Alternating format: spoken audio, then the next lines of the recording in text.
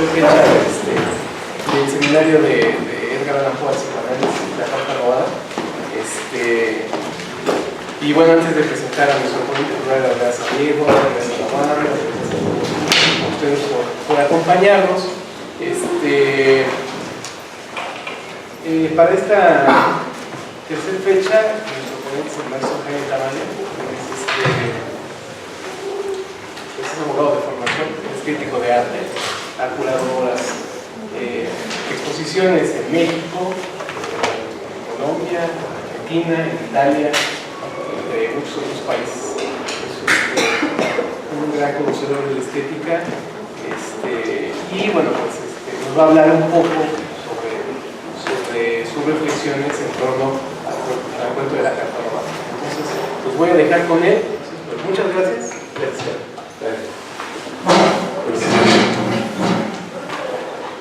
Buenas tardes.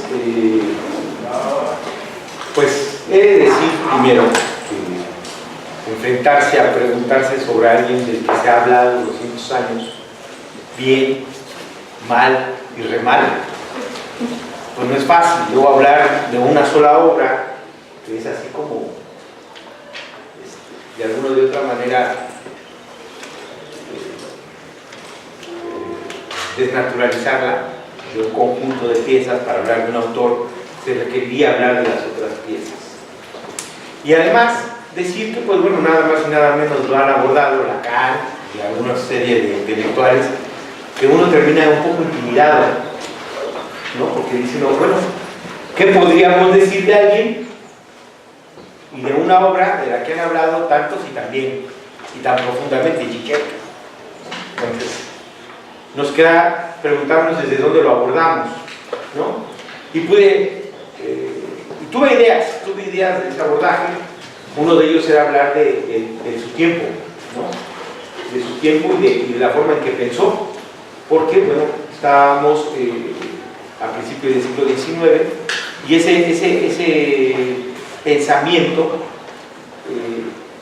dije, bueno, tendríamos que pensar cómo pensaban sus contemporáneos para ver hasta qué punto él podía inferir o podía hacer un constructo de las cosas desde esa contemporaneidad.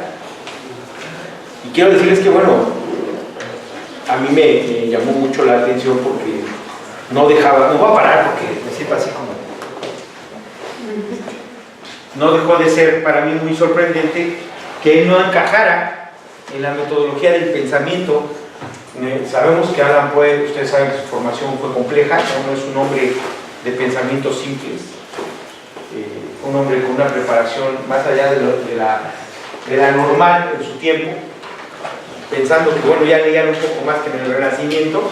De todas maneras, la ignorancia, la falta de capacidad de lectura y de entendimiento de su tiempo histórico, así como de los antecedentes que les daban, pues terminaban creando grandes huecos de forma de pensar, de entendimiento, de cómo ir haciendo un constructo específicamente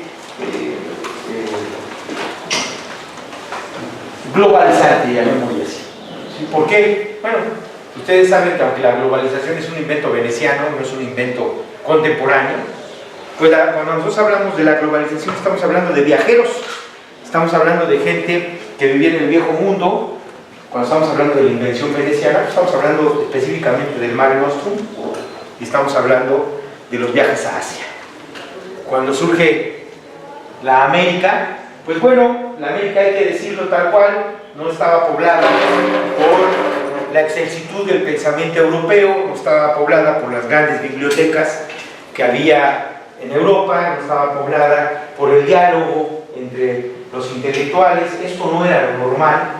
O sea, cuando hablábamos de grupos universitarios, estábamos hablando de 10 alumnos, de 5 alumnos, todavía en 1910. Cuando hablamos del Ateneo eran 16, 18 alumnos en México. Pero en Europa no pasaba algo diferente. Entonces cuando encontramos un tipo con los alcances de Allan Poe, rodeado de todo esta, llamémosle así, porque además hay que decir que Baltimore pues no era la ciudad del intelecto, no estamos hablando de Viena, o de París, o de Roma, ¿sí me explico? Estamos hablando de un espacio específico que sí tenía su universidad, pero tenía sus alcances cuasi rurales. No sé si me explico. Sí era cierto que él pertenecía a una clase social alta, ¿sí me explico? También era cierto que tenía una educación, volvemos a lo mismo, que en ese tiempo no nada más era excelsa, sino era muy buena y muy bien pagada, muy bien hecha. Pues bueno, los alcances intelectuales tienen que ver, y ahí es donde empiezan a chocar, a hacer choque las teorías biográficas de él, de que si era realmente un borracho consuetudinario, este tipo como con falta de capacidad. Fíjense que me pasó también algo muy curioso. Ustedes han leído lo que dice Harold Bloom y lo que dice Borges de Alan Poe, ¿no? ¿Saben quién es Harold Bloom? Borges sí sabe quién es, ¿no? Este gran ciego, que no era ciego, argentino. Y Harold Bloom pues, es nada más o menos el crítico más importante de este siglo y del pasado, para mí, de literatura. Harold Bloom es sajón, habla de Poe, pero no lo dimensiona de la manera en que lo dimensionamos los latinoamericanos. Cortázar, Borges lo pintan como el precursor del pensamiento, yo también lo creo, del pensamiento, de ciertas metodologías y de ciertas formas de construir el pensamiento. Harold Bloom no, Harold Bloom lo dice, bueno, es un buen ocurrente que sistematizó cosas y que de alguna o de otra manera enseñó cosas, pero lo ve con el desprecio del que ve del londinense a las ¿cómo les llamaban? A las colonias. Y con esa soberbia también lo ve. No sé si me explique. No hay una media en donde de alguna o de otra manera para mí, digo, porque hay que leer lo que no dice, ¿no? Porque lo increíble es que lo diga con tanta cipronería, ¿no? Cuando nos presenta a Yeats como lo máximo, ¿no? O hace toda una mitología de William Shakespeare, al grado de decir que su religión es ser shakespeariano, ¿no? Y la verdad es que todas estas cosas que se las estoy soltando, se las estoy platicando, que parecen deshiladas, llegué yo porque tenía la necesidad de entender el tiempo de Alan Poe. Tenía la necesidad de ver cuáles habían sido sus influencias. Tenía la necesidad de llegar cómo había adquirido esa metodología. ¿Sí? Cómo había construido esa forma de construir el pensamiento, de reconstruir el pensamiento, supongamos, de los que intervienen en su cuento de la carta robada. Porque aquí el problema, o más bien el dilema, es entender sin tener las personalidades de los sujetos. Lo que tenemos son los errores de los sujetos, ¿no? La carta robada, en realidad, lo único que nos dan son indicios, ¿no?, de un hecho. Y entonces, ahí fue cuando dije, bueno, creo que el tema del tiempo de Alan Poe me queda un poquito flojo, sin embargo, tendré que decir cosas, porque es importante para poder contextualizar. Un ejemplo, en el tiempo de Alan Poe era más fácil hundirse o sumergirse, mejor dicho, en un sermón que en un discurso teórico, llamémosle ensayo, que en una aseveración de tipo científica. Entonces, ¿cuál era la palabra clave en los tiempos de Poe? Pues no era saber, era creer, ¿sí? Esto es muy importante.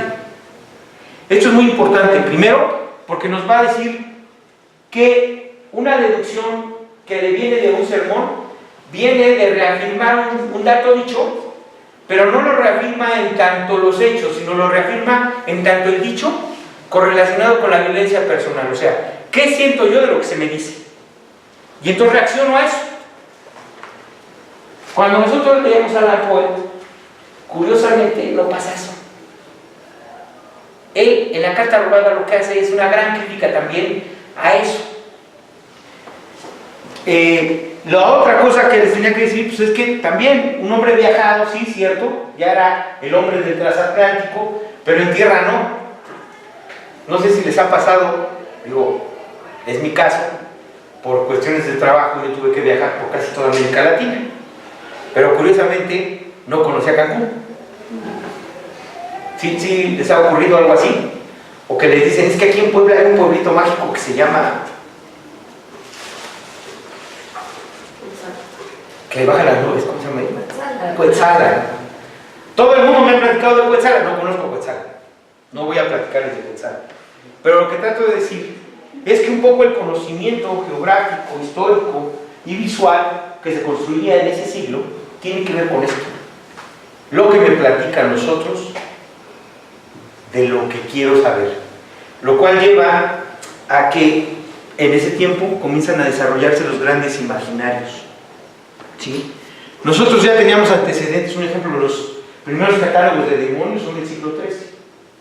Pero los grandes esculturas, los grandes dibujos de este imaginario griego que se dan en el 400, en el Renacimiento, continúan siendo el modelo de alguno de otra manera, de los hombres cultos. O sea, cuando nosotros hablamos de la forma en que se entiende a alguien que necesariamente piensa o que tiene referencias históricas, tendría que referirnos a los clásicos, a la literatura clásica, a estos arquetipos del mal, del bien, del erótico, de la vivencialidad, ¿sí? Y a eso todavía cárguenle el prejuicio que va a ser después y que viene de ahí, religioso. Estamos hablando de que en este siglo, todavía en México, supongamos, la Santa Inquisición pues había matado a Hidalgo. Todavía había juicios de la Santa Inquisición. ¿Qué les podemos decir de los juicios por creencia en Estados Unidos, ¿no? Nosotros nos espantamos por apenas 56 muertos aquí y allá en Salem se arrestaron a 300. ¿Sí me explicó? En una sola noche. Entonces, cuando nosotros hablamos de este tipo de conocimiento y vemos la forma en que accede Alan Poe, volvemos a otra paradoja brutal de cómo llegó a separarse de todo esto que estamos hablando. Porque sí quiero decirlo, o sea, lo hablo preciso porque eso no es Alan Poe. O sea, cuando nosotros nos enfrentamos a la literatura o a la creación literaria de Alan Poe, está prescindiendo de su tiempo, de los conocimientos de su época. No sé hasta qué punto, porque preciso su metodología que establecemos y que podemos leer, y lo tengo que decir gracias a otro pensador y a otro gran investigador, a Conan Doyle, supongamos. Cuando Conan Doyle establece su forma en que se infiere, pareciese que Sherlock Holmes no es otra cosa sino la capacidad todavía hecha literatura, o sea, varios libros de este cuento. Y lo tengo que decir porque preciso la forma en que construye el pensamiento tiene que ver con lo que hoy en día, ¿no?, es el trabajo policíaco concreto. O sea, el trabajo policíaco concreto, digo, yo sé que aquí en México suena Chespirito. Y sé que cuando lo estoy diciendo, ay, maestro, como que le faltó su dosis, porque la realidad no rebasa. Pero lo que intento decir es que si nosotros nos ponemos a pensar seriamente, vamos a darnos cuenta que vale la pena repensar. Otra cosa que también me llamó la atención y que creo que es importante decir es que había un apego al reconocimiento social y al reconocimiento de las instituciones como forma de legitimidad. ¿Sí me explicó? O sea, ser juez, ser alguacil, ser parte del sistema judicial en Norteamérica, en ese tiempo te daba hasta un halo de purificación, no sé si me explico. O sea, eras gavillero, pero eras tan bueno que te daban la estrellita de sheriff y en ese momento tus pecados quedaban atrás. Si no había recompensa, porque si no, pues había que ir por él, ¿no? Pero si no, tus pecados quedaban ahí.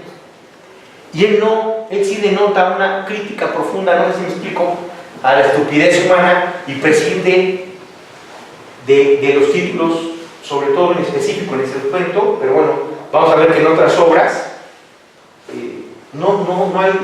para él no hay esta especie de elemento delimitante. O sea, la autoridad no es un impedimento para ser crítico. Hasta ahí, como podrán ver, pues el vacío todavía es terrible, porque digo, bueno, históricamente, ¿de dónde me agarro para hablar de Allan Poe? Ahí fue donde dije, bueno, pues tenemos que dar por terminada esa investigación porque acababa de ser un fracaso. ¿Sí? Era un hombre preclaro. Si era borracho o se drogaba, yo quiero de eso. ¿Sí me explico? Porque simple y llanamente no había manera de llegar ahí, sino teniendo elementos deductivos, metodológicos, establecidos ya en tu cabeza, o sea, desarrollados, para poder llevar a cabo ese cuadro. Lo cual pues va a ser mucho más adelante. Sí es su siglo, pero tengo que decirlo, aunque él estuvo en Inglaterra, tuvo una educación, volvemos a lo mismo, un poco más amplia. Digo, para los que han leído novela costumbrista, saben que aún estando en Inglaterra, siendo de las colonias, ¿eras qué? Un campesino. ¿Sí? Y él, lógicamente, no lo era, era un tipo educado, ¿sí me explico? Con las afecciones de esa época, su pedofilia, su forma de vida, ¿no? O sea,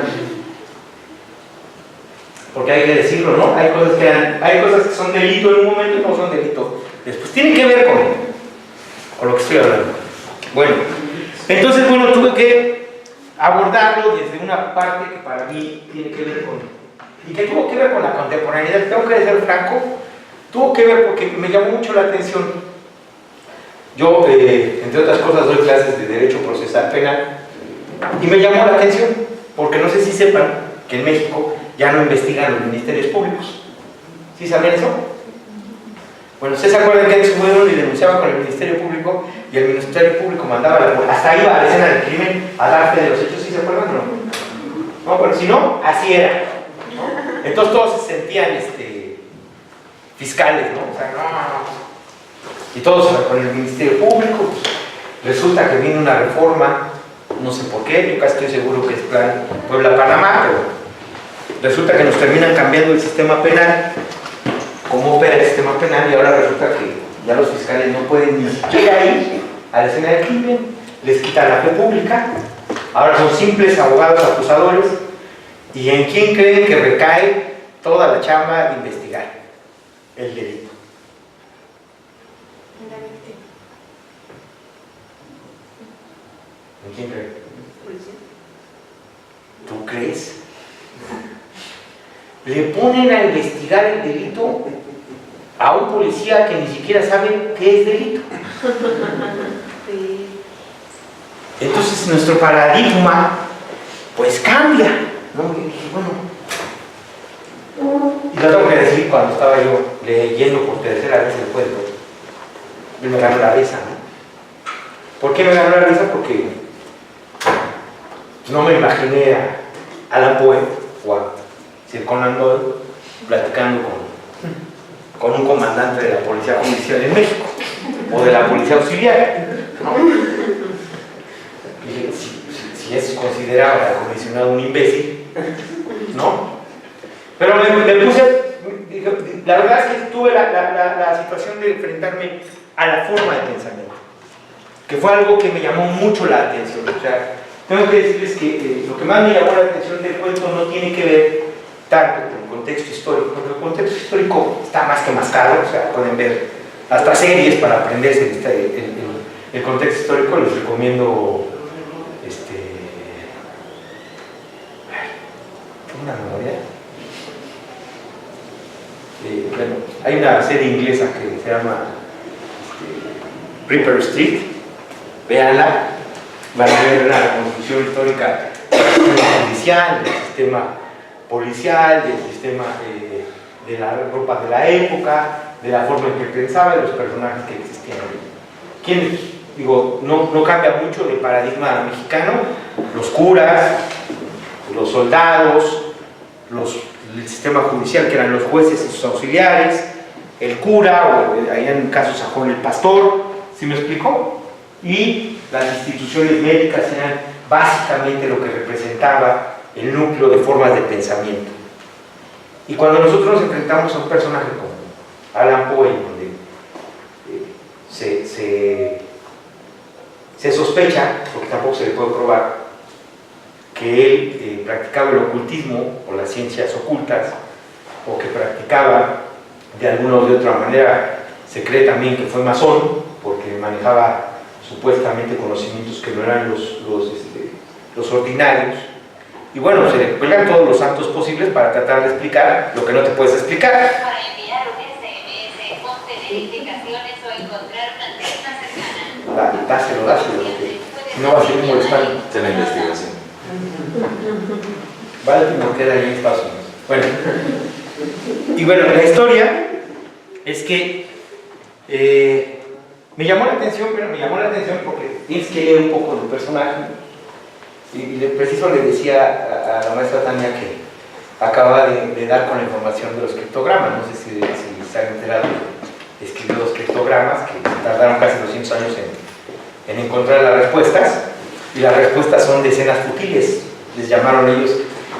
¿Cómo les dije? ¿Cómo lo describe el texto?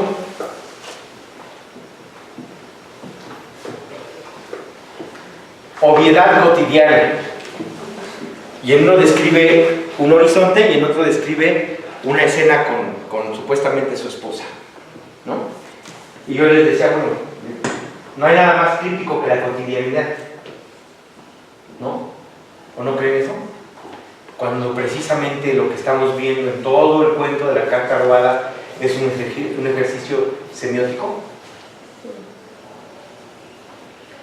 Y a eso quería llegar. O sea, cuando nosotros leemos la carta, estamos leyendo un ejercicio semiótico. Específicamente, ¿por qué le llamo un ejercicio semiótico? Bueno, porque al revés de lo que podría ocurrir en una investigación concreta, ¿y a qué le llamo investigación concreta? Investigación concreta es que se den unos hechos, y de unos hechos yo tengo que inferir, ¿sí? Y tengo que investigar cosas. Voy a tratar de hacer un paralelismo, digo, porque vale la pena, entre la situación que se da en lo que sería hoy una investigación y lo que hacen ellos en una investigación. Pero aquí es un poco más complejo, por supuesto, en la carta robada. Se dan unos hechos concretos, específicos, ¿sí? De las cuales nosotros no somos testigos. Simplemente no somos testigos.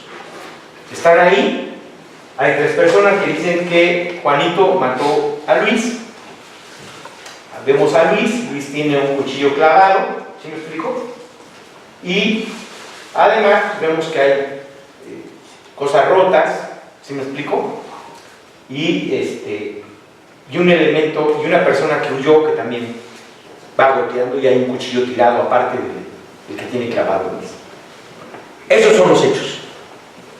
Bueno, si nosotros tuviéramos que traerlo a la metodología contemporánea, tendríamos que llegar, entrevistar a los testigos, tenerlos a un ladito, sacarlos de la escena del crimen, preservar la escena del crimen y entonces comenzar a llamar a unos personajes que tendrían que averiguar la escena del crimen. En la escena del crimen hay dos cuchillos, ¿no? Objetos del delito, hay un cuerpo, ya no es una persona, es un cuerpo, no nos puede decir absolutamente nada, y hay una serie de elementos, huellas latentes, huellas activas de los personajes que se dicen estuvieron ahí, y hay una serie de ¿cómo se llama?, de hechos que nosotros tenemos que ir construyendo.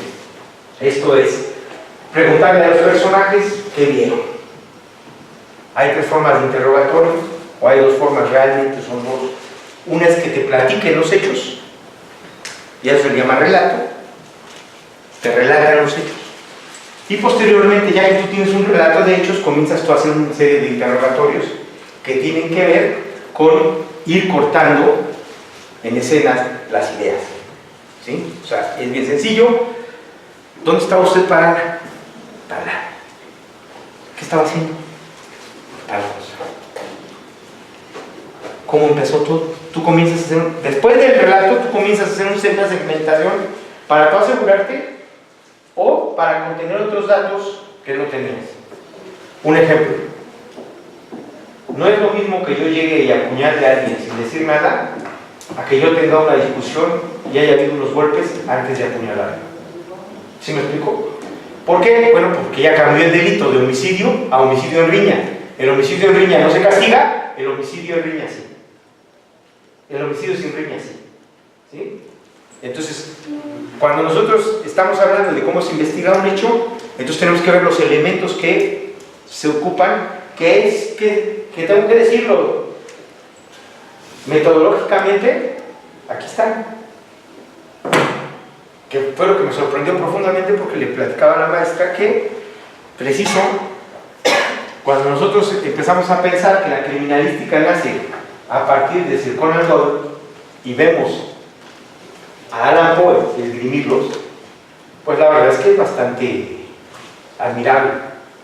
He de decir que también es muy confrontativo, porque tú te das cuenta que, reitero, no es un hombre de su época, que es un hombre peculiar en cómo va desarrollando una metodología de pensamiento propia. Y hay que entender esto. ¿Por qué lo digo? Bueno, porque a él le toca escribir e inventar el hecho y después hacer el análisis del hecho.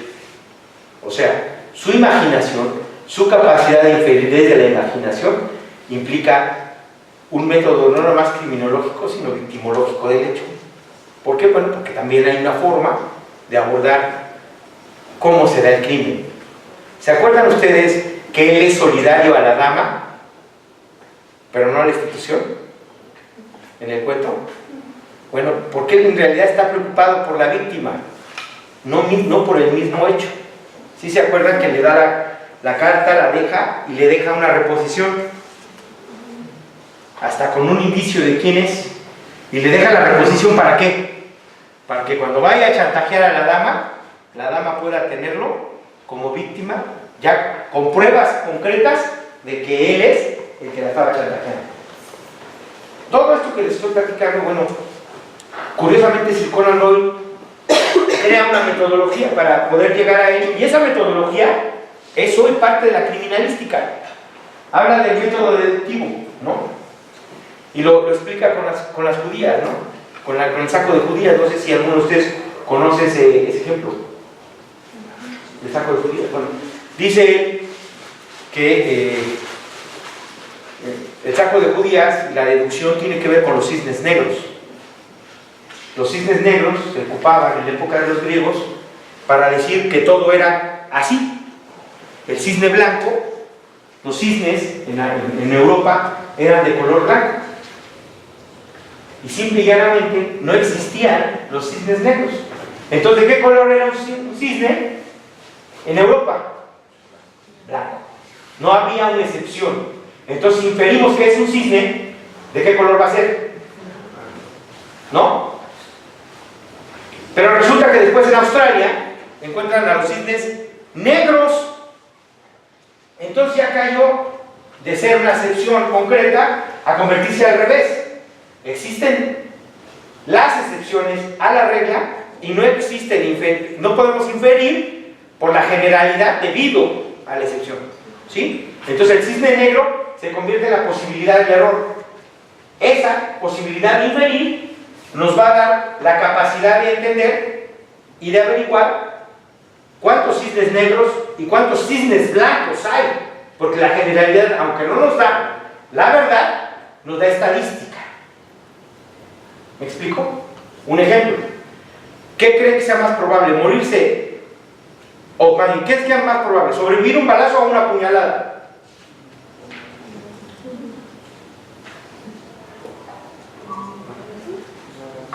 No tienen el dato, no pueden decir.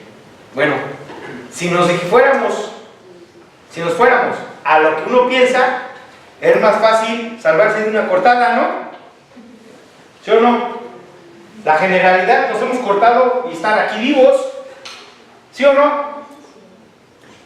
Estadísticamente es más fácil que te mueras de una puñalada que de un balazo. Así, el 70% de una puñalada vas a morir, del balazo no, del balazo mueren el 40%. Es más alta la probabilidad de matar con un cuchillo que con una bala. Si piensan matar a alguien, apuñalen. Bueno. Entonces, cuando a nosotros la metodología del inferir nos falla, nos tocará deducir. ¿No? ¿Qué es deducir? ¿Cómo hacemos una metodología para deducir un hecho?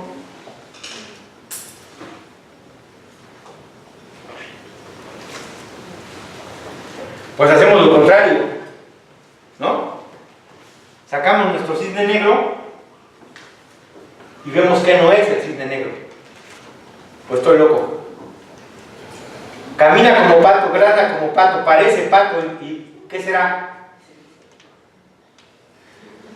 Che, cocodrilo con cirugía plástica, ¿no? O sea, ¡es pato! ¿O no? Eso es deducir. O sea, ya vimos qué no es y ya vimos qué es. Ahora nos toca una tercera metodología, a la que nosotros criminalísticamente le hemos llamado muy pomposamente la teoría del caso. O sea, abducir una respuesta al hecho. Todo eso que estoy diciendo viene en el cuento, ¿eh? O sea, no crean que les estoy citando el manual del policía de México. Aquí, en un cuento. ¿Qué es una abducción? ¿Qué es abducir?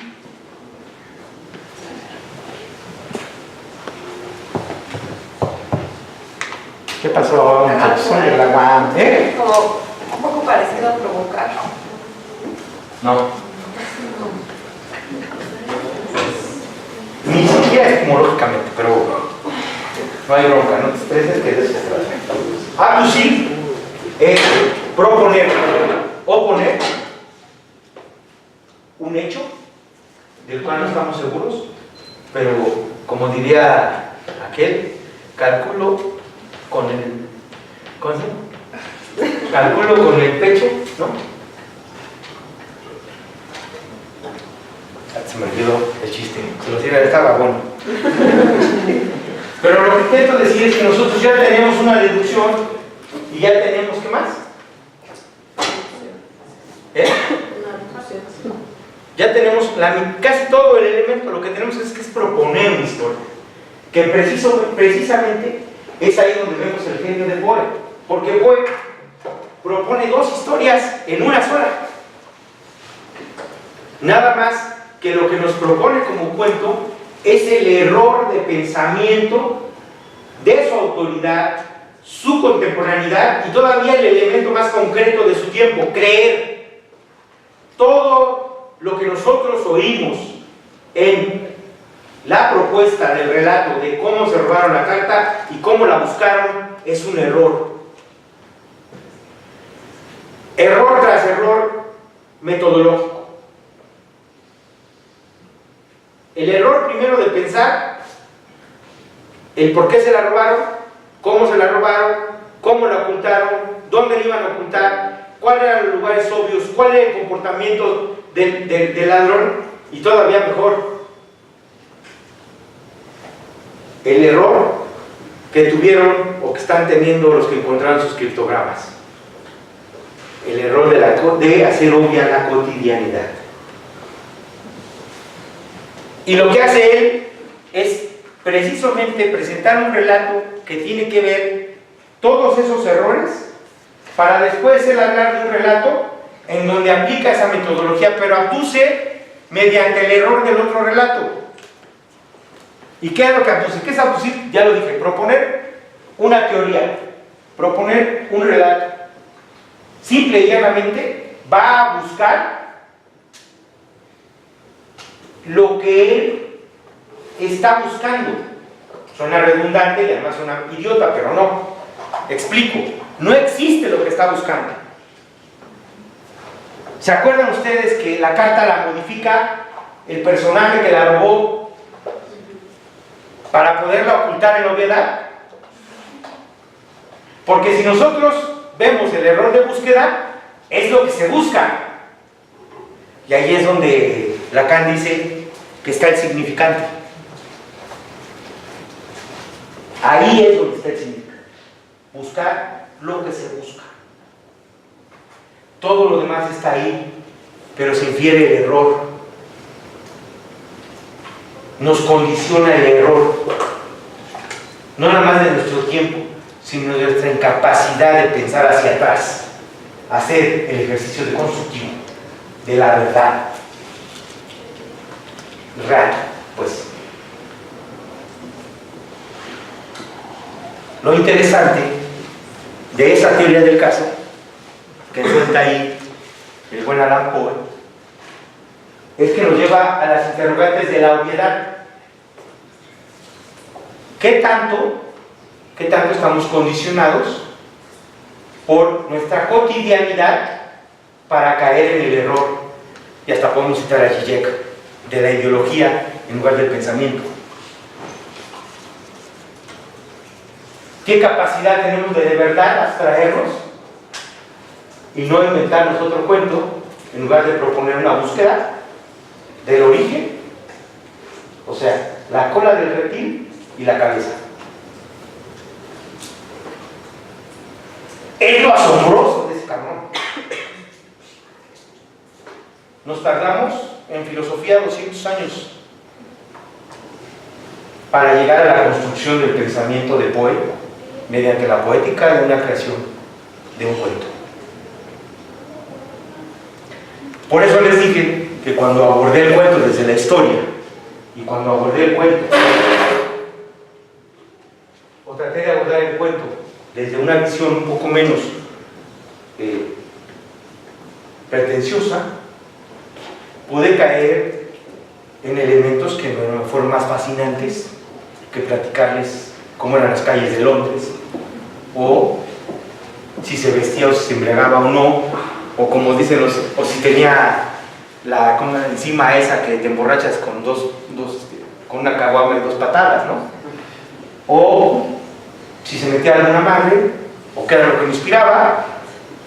Pero lo que sí les puedo decir es que su pensamiento estaba fuera del contexto. Su metodología de pensamiento es preclara con respecto a la filosofía contemporánea, y que mejor aún nos da un ensayo específico de la búsqueda del discurso esgrimido, ni siquiera de la verdad, prescinde de la verdad, es más, es una ficción, todo es imaginación. Y aquí viene la pregunta, entonces, ¿pensamos o imaginamos? ¿Cuál será el chingado camino para movernos en el futuro de lo que llamamos el futuro del pensamiento o la contemporaneidad? No importa, hagan arte o hagan filosofía, va a haber respuestas. Amén. Eso es todo.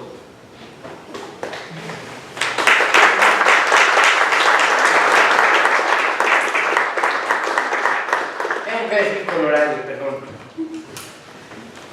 Y nosotros queremos que la policía mexicana haga esto.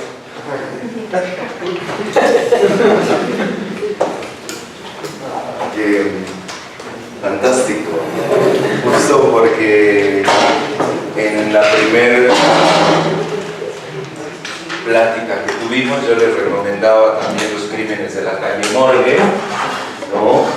Y les decía que dejaran esas chingaderas de Bogdan y Keyor y mejor pusieran a leer a Poe sobre la investigación, ¿no? Y sobre todo porque acá en la UAM hacen investigación cada trimestre, ¿no? Entonces por ahí viene un poco lo que Jaime nos comenta.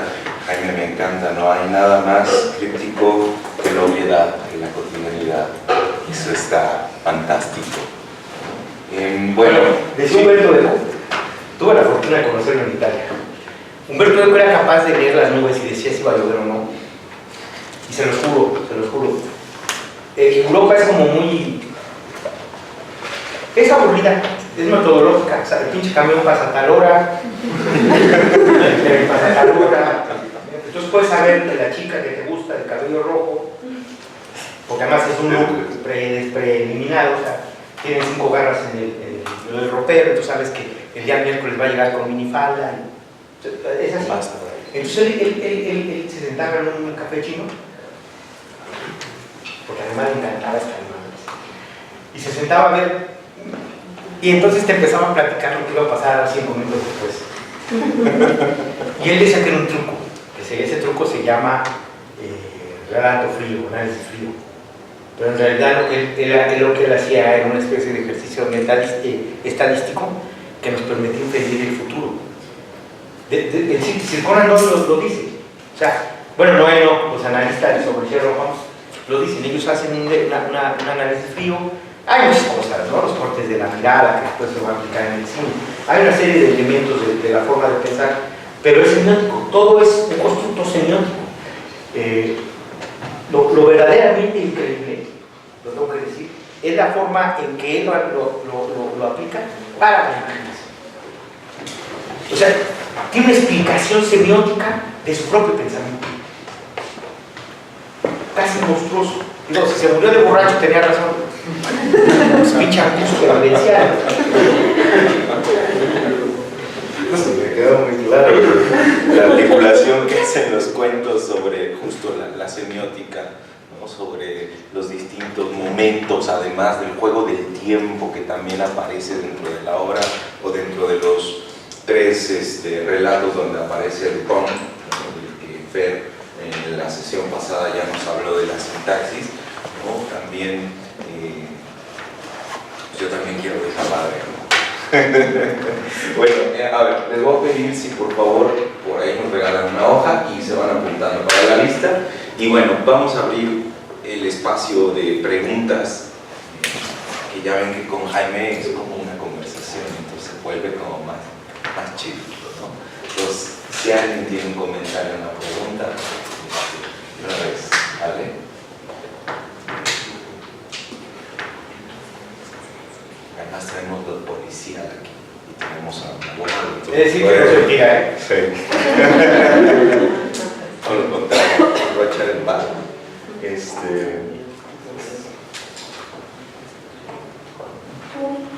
le echaron cierto el pecho. Bueno, yo más que pregunta pues es que quería felicitarlo porque la visión que trae acá Jaime es como refrescante, ¿no? Luego estamos en esto como muy desde la visión de la psicología, ¿no? Entonces nos vamos como todos por la misma línea siempre, ¿no? Inclusive pues con algunas pinceladas de lo filosófico ha salido en otras sesiones, ¿no? Pero su visión de él nos trae como otra manera de ver esta literatura, ¿no? Que a lo mejor estábamos un poquito en otro rubro y se vuelve refrescante, se vuelve muy atractivo y lo felicito, me gustó mucho. Es decir algo. La palabra refrescante y bonito suena feo. No. Pero si quieren preguntarme algo, digo, contestaré burradas, pero de psicología sé algo. No, lo que intenté plantearles, pienso, es que el pensamiento, precisamente el pensamiento de Poe, no surge de la psicología. Surge de una metodología estructurada, ¿sí? Que va más allá. Preciso viene del pensamiento filosófico, no del psicológico. Lacan lo trae al psicológico. Nunca hay que perder de vista eso. Porque si no, lo que van a hacer es perder el 80% de la riqueza. Lacan lo trae específicamente porque lo que comentaba, por el ahí, esa pregunta por el significante.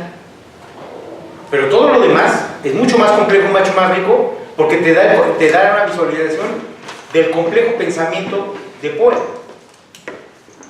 y de una metodología que se deconstruye a partir de lo que él tiene. Porque hay que decirlo, el hecho mismo es una invención de Poe. Es como una máquina que inventa otra máquina. Entonces es fascinante. ¿Alguien más quiere darle? Sí. Tania.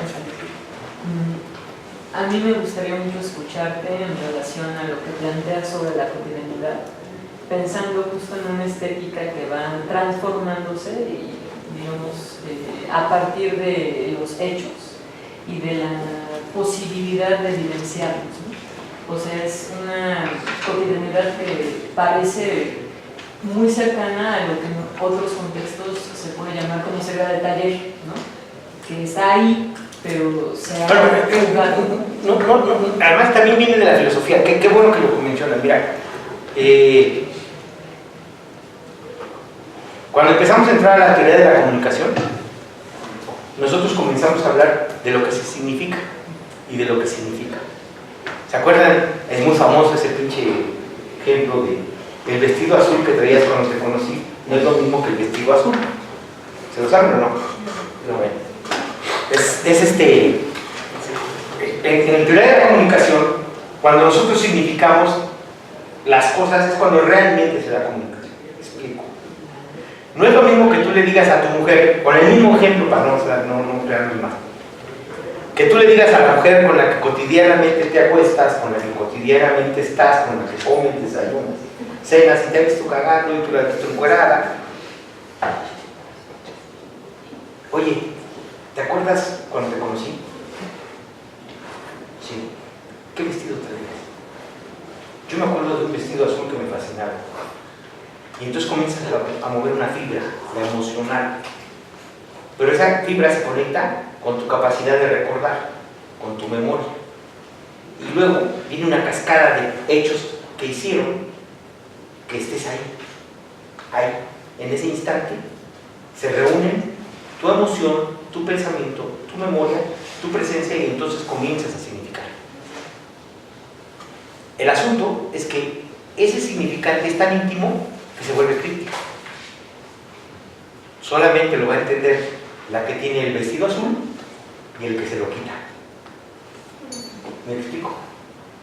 Porque si tú llegas y volteas y le dices el vestido azul, los demás se van a quedar y entonces esa cotidianidad de ver el horizonte de una ventana en Baltimore habla de todo menos de la vista a la bahía. ¿Me explico? ¿Quedó claro o no? Bueno, cuando nosotros hablamos de la capacidad comunicativa en la época de Poe y hablamos de la capacidad comunicativa en los más media, estamos hablando de cosas no equidistantes, sino totalmente distintas. Ese significante que se lleva ahí construye una cotidianidad que, reitero, se vuelve críptica en tanto no entiendas el proceso de pensamiento del otro, que también lo vas aprendiendo para crear comunicación. Por eso casi siempre losers dicen que no le entienden a las mujeres, porque no quieren entenderle a una, quieren entenderle a todas. Trata de entenderle a una, que te preocupe esa, las demás no es pedo. ¿Me explico? Bueno, cuando nosotros llevamos el significante ahí, ¿sí me explico? A esa cotidianidad crítica, construimos lo que dice Homero, nuestro mundo, el propio, ese mundo cotidiano. ¿Se acuerdan de la anécdota de Homero, no? De Ulises cuando regresa y le da la madre a los va a llegar y los va a matar a los pretendientes, ¿no? Y les dice cuál ha sido nuestro crimen, ¿no? ¿Y se acuerdan que les contesta o no? Tratar de robar mi mundo, el mundo que infiere en la cotidianidad significante, su casa, su mujer, sus propiedades, lo que él considera suyo mediante la construcción de su pensamiento. Ustedes lo hacen. Yo voy a estudiar una carrera, voy a tener un esposo, voy a tener una esposa, voy a tener una casita, voy a tener al perro, todos lo hacemos. Tanto así que cuando lo quiere probar Penélope le dice, bajad mi lecho para mover el lecho de mi cuarto y dejarle donde duerma este hombre. Y él se muere, dice, ni el mismo Zeus podrá mover ese lecho porque él lo había tallado en la raíz de la árbol. Solamente él sabía que toda la chingada casa estaba hecho alrededor de ese lecho que había tallado en un árbol. Su mundo. Por cierto, su mundo lo mata. La segunda parte es que llega un hijo de Circe y le ponen la mata. Pero esa es la historia de esta intimidad, de esta cotidianidad crítica.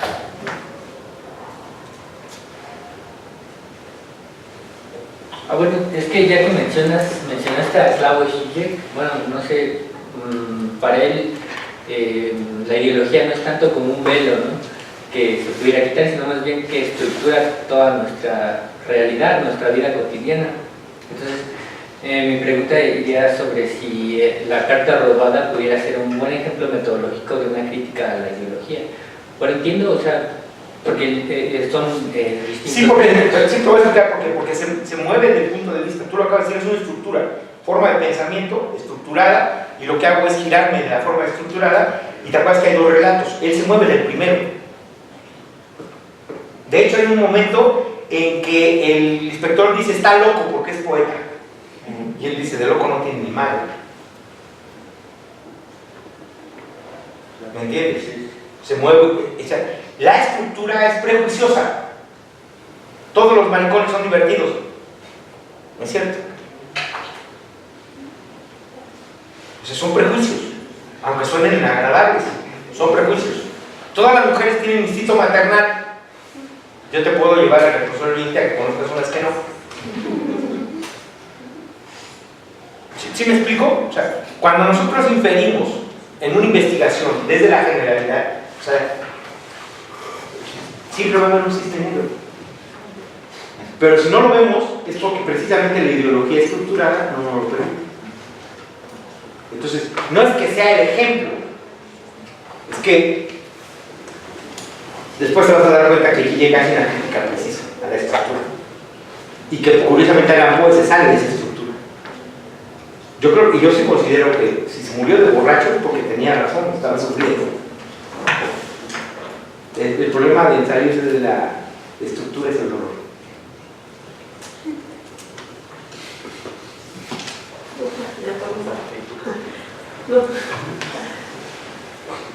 No, pues, un día ponte de una entrevista de Zizek y vas a ver si no está chillando, como puerco. Es duro.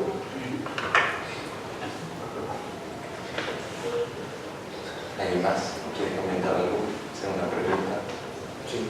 ¿Podrías comentar más acerca de esta visión que tienes de la capacidad creadora y también de la capacidad de imaginación? ¿En qué? Se juntan, te explico, la creación no viene desnaturalizada. La creación en realidad, y qué bueno que me lo recuerdo porque es la segunda parte de tu pregunta. La pregunta es, ¿de dónde viene? ¿Cómo creamos? Bueno, creamos con el peso de la civilización. Nosotros, cuando hablamos del arte, estamos hablando de, lo dice el maestro Eco, de dos superestructuras. La estructura de la belleza y la estructura de la historia de lo feo, llamémosle así, que en realidad es lo grotesco, ¿sí? Pero en realidad las dos estructuras tienen que ver con un pensamiento que es, yo no lo voy a llamar positivo o negativo, sino que son contrastantes, ¿sí?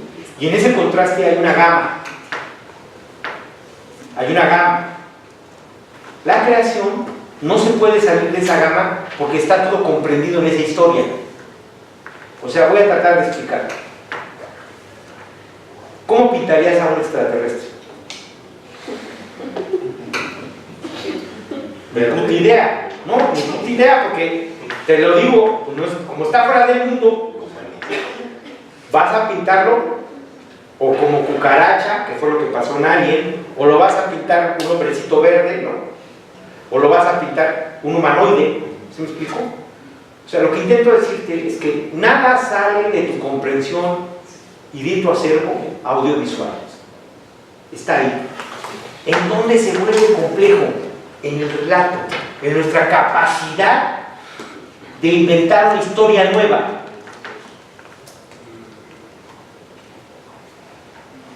O de relatar nuestra historia que es nueva, a huevo.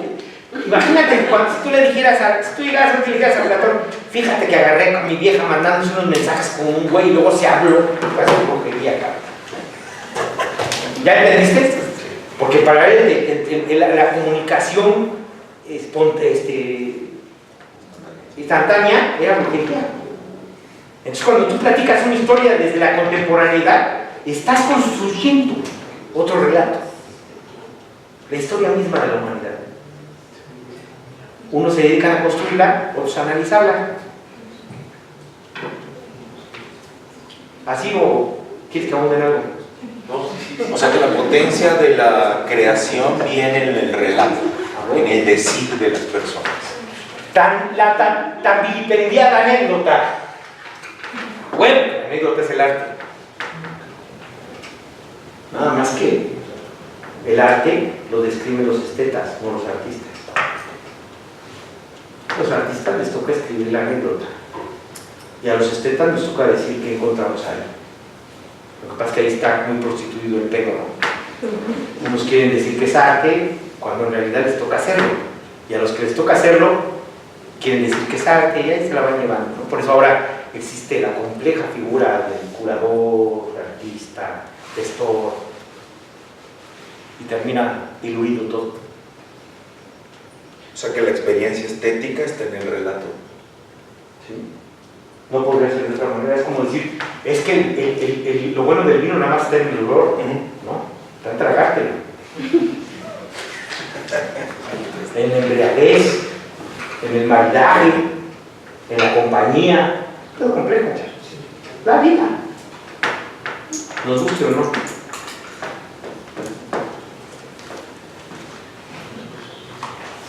¿Alguien más quiere participar?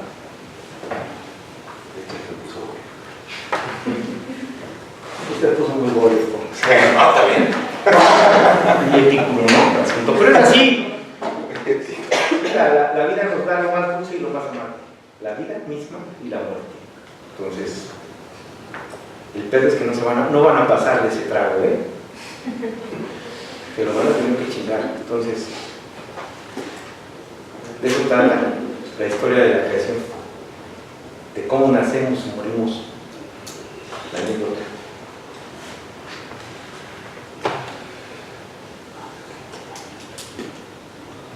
Bueno, pues vamos a darle un gran aplauso a Jaime porque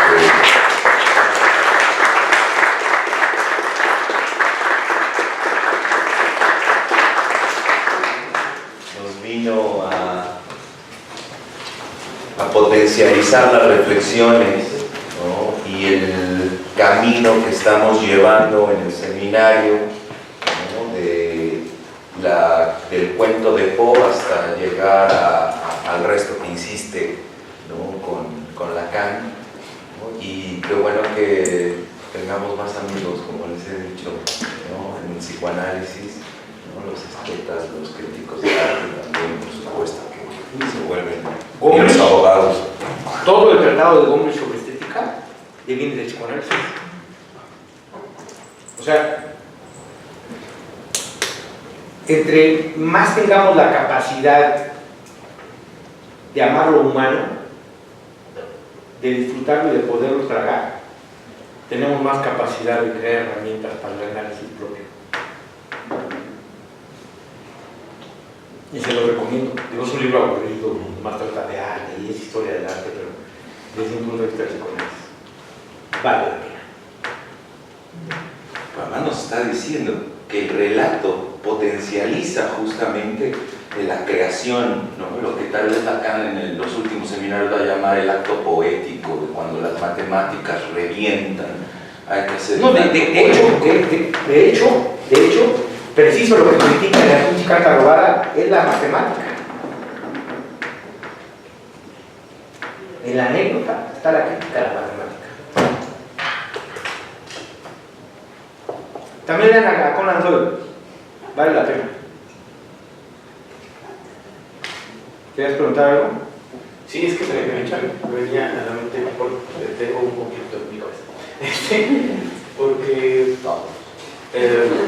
me contaría mucho con Castoriadis, que acá se da mucho en Xochimilco, y esta magma de significaciones y que uno va agarrando, ¿no? Pero entonces me contaría precisamente con Lacan cuando te dice, bueno, es que ya está encaminado el gran André, y esas mismas significaciones son las que a nosotros nos están llegando, ¿no? Entonces me contrasta un poquito esta idea de la capacidad creadora vista desde las dos vertientes, ¿no? O sea, por un lado un vato que nos dice, venimos acá con un ideal creador,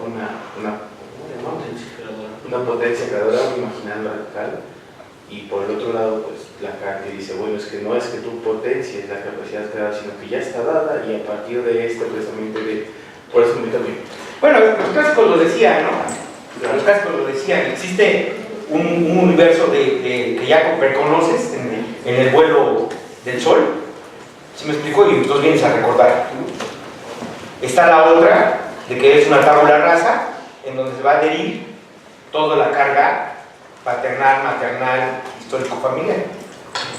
Las dos. Yo creo que ni una ni otra tienen razón. Yo creo que el problema es que el problema, eso es el problema de la estética, y de ahí que yo diga que la estética no es creadora, es analítica. Es que el creador no se debe de preocupar por eso. Se debe por construir la anécdota. Y cualquiera de las dos es herramienta. Porque si no, lo que vas a hacer es estar patinando. Y Jekyll te da la respuesta: salte de las dos estructuras, te va a doler. Pero salte de las dos estructuras y comienza a pensar en que no las necesitas. Para crear no las necesitas. Son herramientas, pero no las necesitas. Y a eso me refería. O sea, digo, vas a... Desafortunadamente en México siempre hemos sido ego, ¿no? Vamos, tú lees a los Beats, que seguramente ya los has leído, te darás cuenta que prescinden de estructuras, prescinden de toda la historia de la literatura, pero no. ¿Por qué? Porque hablan haciendo una apología. ¿Te suena la palabra apología como a griego? De su contemporaneidad, de sus vicios, no de sus virtudes, de la deconstrucción de lo que son el resultado. Son baby bombers, hijos de la desolación del siglo XX. ¿Por qué no decirlo?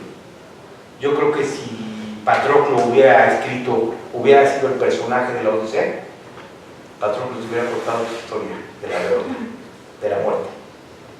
O si Héctor lo hubiera platicado, también.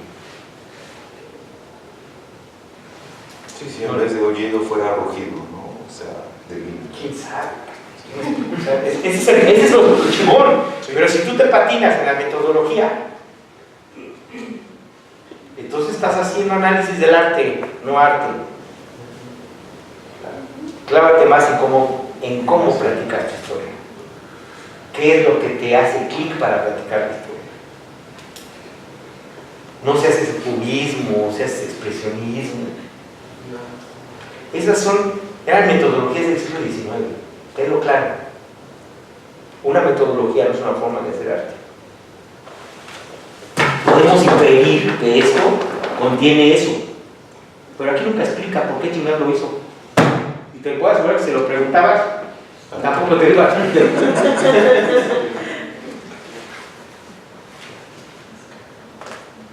No sé si tu duda quedó. Sí, claro. Me sale mal, ¿no? De eso se trata, ¿eh? O sea, si aquí encontraron respuestas, lo lamento, no era mi intención. De aquí se trata preciso de que las respuestas que tenían tambaleen un poco. ¿Sí me explico? Que fue lo que decía la compañera, además que fue un poco amable, pero es por eso, porque tenía la intención un poco de explicar la diferenciación, ¿no? La distancia de lo que está bien. ¿Dudas? ¿Otro comentario?